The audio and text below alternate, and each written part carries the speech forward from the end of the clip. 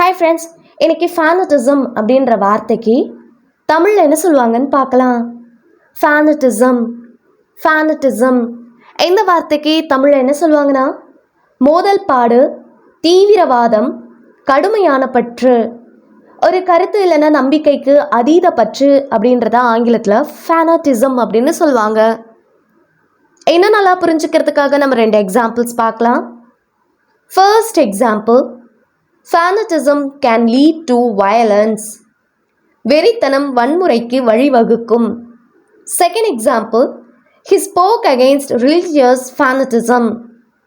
அவர் மதவெறித்தனத்திற்கு எதிராக பேசினார். இன்னொரு வீடியோவில் நம்ம வேற ஒரு ஆங்கில வார்த்தைக்கு தமிழ்ல என்னன்னு பார்க்கலாம். அது வரைக்கும் பை.